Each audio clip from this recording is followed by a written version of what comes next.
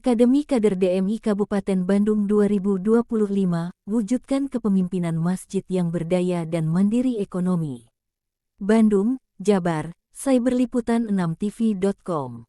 Dewan Masjid Indonesia (DMI) Kabupaten Bandung menggelar Akademi Kader DMI tahun 2025 sebagai langkah nyata dalam membangun kepemimpinan masjid yang berdaya saing dan berorientasi pada kesejahteraan umat. Kegiatan ini diikuti oleh 170 peserta perwakilan DKM dari 31 kecamatan di wilayah Kabupaten Bandung. Acara tersebut turut dihadiri oleh sejumlah tokoh penting, di antaranya Ketua PWDMI Jawa Barat Kiai Haji Mansur Sarusi, Ketua PDDMI Kabupaten Bandung Kiai Haji Sohibul Ali Fadil, SK, MSK, Dewan Pakar Ekonomi PDDMI Haji Deden Mulyana, SC, MM, Kepala Dinas DPM PTSP Ben Indra Agusta, Sekdis PUTR Deni Gunawan, Camat Ranca Bali Mamet Slamet, SIP, MSI, Kapolsek dan Ramil Ciwidey, serta sejumlah tamu undangan.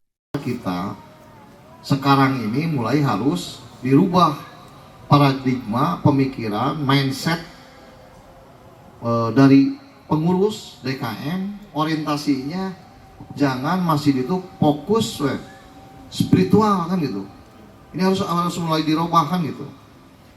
Jangan tiap hari Jumat diumumkan kas masjid sekian puluh juta, kas masjid sekian juta, kas masjid sekian juta. Di depan masjid ada orang yang lagi dikejar-kejar oleh Bang Emo.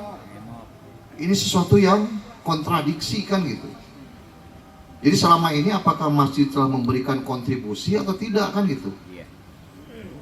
Jadi kas masjid itu jangan sampai tuh ada lagi kan ya.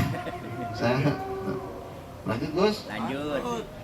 Jadi kas masjid itu jangan terus-terusan dipakai untuk memperbaiki moles-moles masjid. Itu nggak apa-apa, bagus. Dan memang dianjurkan masjid itu harus lebih bagus daripada rumah yang ada sekelilingnya kan gitu. Tetapi jangan sampai kehilangan arah.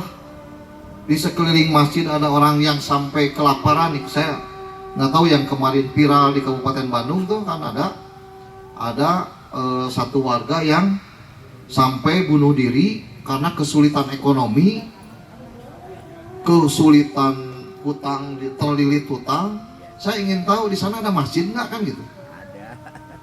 Jangan-jangan sampingan sama masjid. Ada pesantren lagi. Ada pesantren lagi kan gitu. Tuh.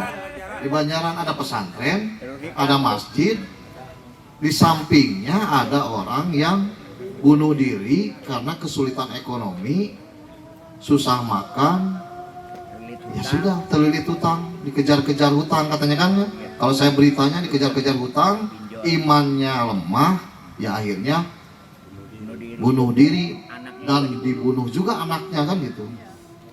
Nah itu, ini satu pecut, ini satu teguran buat kita sebenarnya sebagai para pengurus masjid kan gitu.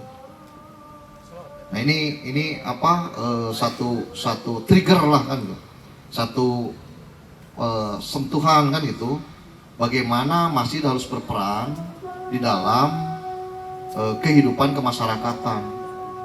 Lalu bagaimana caranya kan gitu. Yang jadi masalah kan caranya kan gitu. Nah yang caranya adalah bagaimana mengkonsep masjid menjadi satu pusat pergerakan perekonomian umat.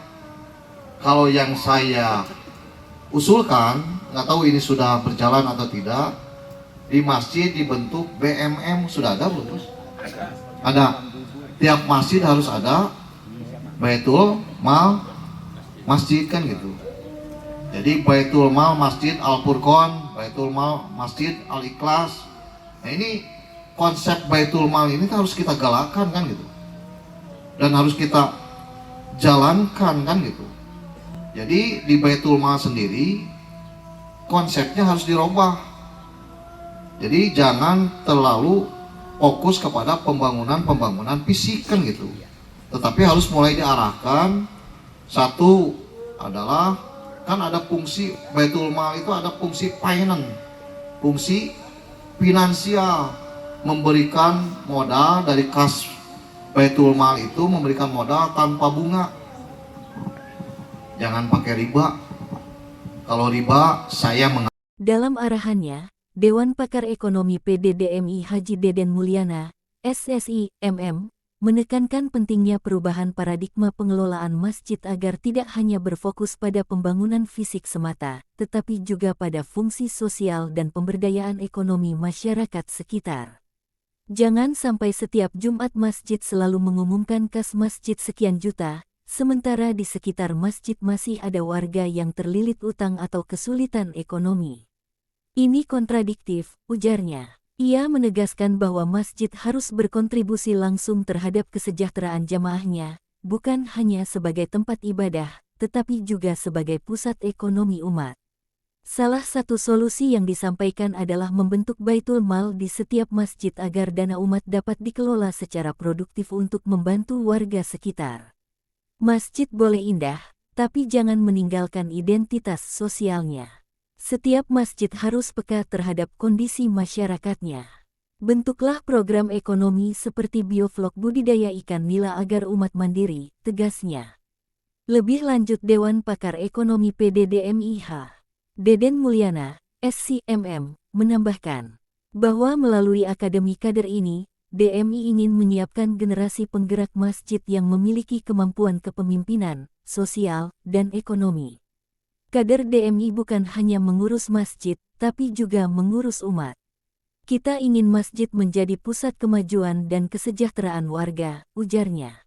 Kegiatan ini diharapkan menjadi momentum kebangkitan peran masjid dalam membangun masyarakat religius yang mandiri secara ekonomi dan berdaya sosial, sejalan dengan semangat DMI, memakmurkan masjid dan dimakmurkan oleh masjid. Reporter Cyberliputan 6tv.com Rudi S. melaporkan dari Bandung, Jawa Barat.